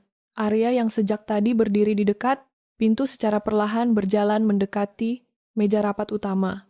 Arya menatap wajah istrinya dengan perasaan campur aduk. Ada rasa terkejut, rasa kagum, dan rasa lega yang menyatu kuat di dalam dadanya. Arya akhirnya mengerti dengan jelas mengapa ada perusahaan besar yang tiba-tiba memberinya pekerjaan manajer dan melindunginya dari sabotase ibunya. Arya menyadari bahwa Tari tidak pernah meninggalkannya berjuang sendirian di jalanan. Tari selalu mengawasi dan melindunginya dari belakang meja kekuasaan. Arya tersenyum tipis ke arah istrinya. Dia sama sekali tidak merasa marah karena Tari menyembunyikan kekayaannya selama ini. Arya justru merasa sangat bangga memiliki istri yang luar biasa cerdas dan memiliki tekad kuat. Arya berdiri, berdampingan di samping Tari untuk memberikan dukungan penuh kepada istrinya dalam menyelesaikan perhitungan. Akhir ini, Ibu Kusuma masih terduduk, lemas di atas lantai, berkarpet tebal di dalam ruang rapat utama tersebut. Gaun emas mewahnya yang sebelumnya terlihat sangat elegan dan mahal kini tampak berantakan menyentuh lantai. Tidak ada lagi sisa kesombongan, keangkuhan, atau otoritas di wajahnya. Air mata terus mengalir deras membasahi riasan wajahnya yang tebal hingga menjadi luntur. Dia menatap sepatu hak tinggi hitam milik Tari dengan pandangan kosong. Semua keyakinannya tentang kekuatan uang, kekuasaan mutlak, dan status sosial tingkat atas telah dihancurkan. Hingga rata dengan tanah dalam hitungan detik oleh wanita yang paling dia hina. Selama ini, napas Ibu Kusuma terdengar sangat berat dan tersengal-sengal di tengah kesunyian ruangan. Tari menatap mertuanya dari atas ke bawah tanpa memberikan reaksi emosional yang berlebihan. Tari sama sekali tidak mencaci maki Ibu Kusuma. Tari juga tidak berteriak penuh kemenangan atau membalas hinaan mertuanya dengan kata-kata kasar. Sikap tenang dan profesional Tari justru memberikan tekanan psikologis yang jauh lebih berat bagi Ibu Kusuma. Tari mengangkat tangan kanannya dan memberikan isyarat kecil kepada Dewi yang berdiri tegak di sebelahnya. Dewi segera melangkah maju dan menyodorkan sebuah map tebal berwarna hitam ke hadapan Ibu Kusuma. Map itu berisi sekumpulan dokumen legal terakhir yang harus diselesaikan hari ini juga. Dokumen itu adalah surat pemecatan resmi Ibu Kusuma dari posisi Dewan Direksi dan pencabutan seluruh hak akses perbankan perusahaannya sendiri. Silakan baca dan tanda tangani surat keputusan pemecatan. Ini, Bu, suara Tari terdengar sangat datar, dingin, dan tegas memecah keheningan ruangan rapat tingkat tinggi. Mulai detik ini, Ibu tidak lagi memiliki hak suara, hak jabatan, atau hak kepemilikan saham apapun di dalam struktur perusahaan yang telah sah. Saya ambil alih sepenuhnya. Semua rekening bank pribadi Ibu yang terkait dengan aliran dana perusahaan juga telah dibekukan secara hukum oleh pihak otoritas keuangan. Ibu Kusuma memegang dokumen itu dengan kedua tangannya yang bergetar sangat hebat. Dia membaca judul surat pemecatan tersebut dan tangisannya pecah semakin keras. Dia menyadari kenyataan pahit bahwa dia benar-benar telah kehilangan segalanya hari ini. Ibu Kusuma mendongakkan kepalanya secara perlahan menatap wajah Tari dengan tatapan memelas yang dipenuhi oleh keputusasaan total. Tari, Ibu mohon, ampun. Suara Ibu Kusuma terdengar, sangat paraserak dan bergetar hebat. Ibu mengaku salah, Ibu terlalu sombong dan buta oleh silau harta kekayaan. Ibu bersedia kehilangan semua jabatan, direktur dan seluruh saham perusahaan ini. Tetapi Ibu memohon kepadamu, jangan usir Ibu dari rumah utama keluarga. Rumah besar itu adalah satu-satunya tempat tinggal Ibu saat ini. Ibu tidak tahu harus pergi dan tinggal di mana lagi jika kamu menyita rumah itu. Ibu berjanji tidak akan pernah mengganggu urusan rumah tangga dan pernikahan kalian lagi. Ibu sungguh memohon belas kasihanmu hari ini. Tari terdiam selama beberapa saat mendengarkan permohonan putus asa dari mertuanya tersebut. Tari melirik ke arah Arya yang berdiri dengan postur tegap di samping kanannya. Arya mengangguk pelan memberikan persetujuan dan kebebasan penuh kepada istrinya untuk mengambil keputusan akhir.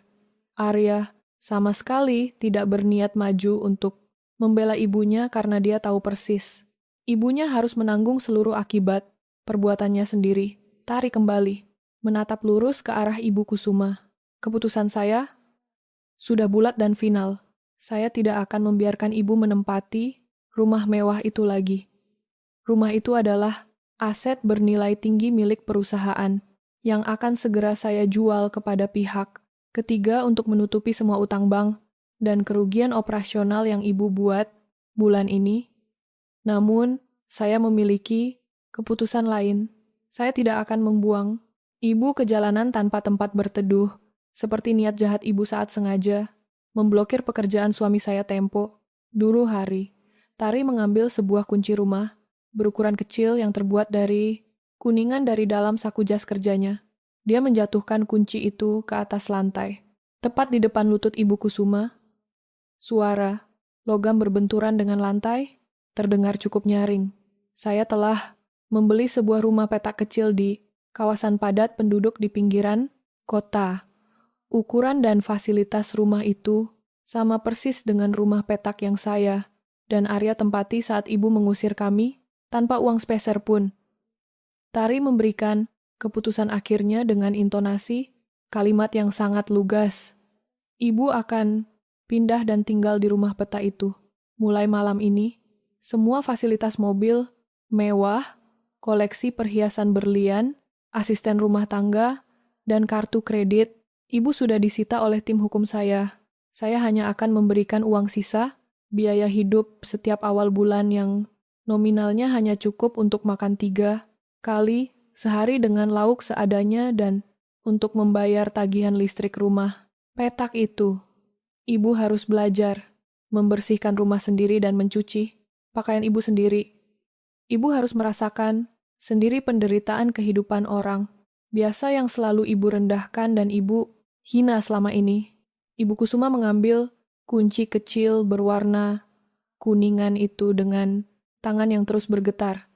Dia menangis, tersedu-sedu meratapi nasib buruknya. Hukuman dan keputusan ini terasa sangat berat dan memukul harga dirinya hingga ke dasar jurang yang paling dalam. Dia, seorang mantan penguasa bisnis yang selalu dilayani seperti ratu, kini harus tinggal di rumah, petak sempit dan hidup sangat pas-pasan. Ini adalah pembalasan yang sangat adil, telak, dan memuaskan. Bagi Tari, Ibu Kusuma menoleh ke arah Arya. Dia mencoba meraih ujung celana anaknya itu untuk meminta pertolongan. Terakhir, Arya, tolong ibu nak, jangan. Biarkan istri kamu menghukum ibu dengan cara yang sangat kejam seperti ini. Ibu Kusuma memohon dengan tangisan keras. Arya segera memundurkan langkahnya untuk menghindari sentuhan tangan ibunya. Keputusan Tari adalah keputusanku juga. Arya menjawab dengan suara yang sangat tegas dan penuh penekanan. Ibu harus belajar menerima kenyataan dan merenungkan semua kesalahan fatal ibu selama ini. Kami sama sekali tidak membenci ibu, tetapi kami harus memberikan pelajaran keras ini agar ibu mengerti bahwa harta bukanlah segalanya di dunia ini, dan ibu tidak bisa terus-menerus menginjak harga diri manusia lain. Setelah mengucapkan kalimat ketegasan tersebut, Arya langsung menggenggam telapak tangan Tari dengan sangat erat. Mereka berdua membalikkan badan secara bersamaan tanpa ragu. Tari dan Arya berjalan, berdampingan meninggalkan Ibu Kusuma yang masih meratap di atas lantai ruang rapat. Dewi dan beberapa staf tim hukum tetap berada di dalam ruangan itu untuk memastikan Ibu Kusuma menandatangani semua dokumen penyerahan aset dan membawanya keluar dari gedung menggunakan taksi biasa. Pintu ruang rapat utama tertutup rapat di belakang punggung mereka. Arya dan Tari berjalan menyusuri lorong lantai eksekutif dengan langkah yang sangat ringan. Beban berat yang selama ini menekan kehidupan mereka telah hilang dan hancur sepenuhnya. Keadilan telah ditegakkan dengan cara yang sangat elegan dan terencana. Beberapa manajer senior dan staf perusahaan yang berpapasan di lorong tersebut segera menundukkan kepala. Mereka dengan sangat hormat kepada Tari dan Arya. Arya menatap wajah istrinya dengan penuh rasa cinta, rasa hormat, dan kebanggaan yang sangat mendalam. Mereka berdua melangkah maju memasuki lift khusus untuk memimpin perusahaan besar itu. Mereka kini siap mengambil alih kendali penuh atas Mahakarya Group dan memulai lembaran masa depan yang cerah sebagai pasangan suami istri yang tidak akan pernah bisa dihancurkan oleh siapapun. Ya,